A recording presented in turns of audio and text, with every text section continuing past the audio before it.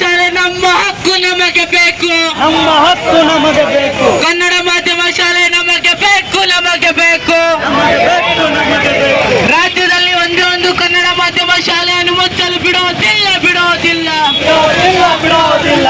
ಕನ್ನಡ ಅಂದ್ರೆ ಇಡೀ ರಾಜ್ಯಾದ್ಯಂತ ಇವತ್ತು ನಮ್ಮ ರಾಜ್ಯ ಸರ್ಕಾರ ದ್ವಿಭಾಷಾ ಮಾಧ್ಯಮ ಅಂತ ಹೆಸರಲ್ಲಿ ಇವತ್ತು ಕನ್ನಡ ಮಾಧ್ಯಮ ಸಂಪೂರ್ಣವಾಗಿ ಕೈ ಬಿಡ್ತಾರೆ.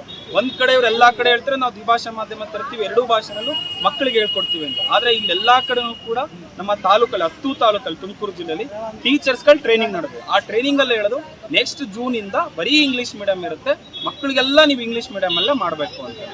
ಒಂದು ಮಗು 1ನೇ ಕ್ಲಾಸಿಂದ 5ನೇ ಕ್ಲಾಸ್ವರೆಗೂ ಕೂಡ ಮಾತೃಭಾಷೆನಲ್ಲೇ ಕಲಿತಾಗ ಅದರ ಬೆಳವಣಿಗೆಗೆ ಹೆಲ್ಪ್ ಆಗುತ್ತೆ. ಇದು ತಜ್ಞರು ಹೇಳುವಂಥದ್ದು.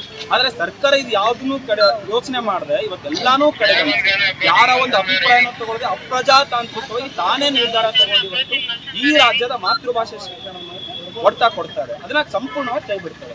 ಇದನ್ನ ಸರ್ಕಾರ ನಿಲ್ಲಿಸಬೇಕು.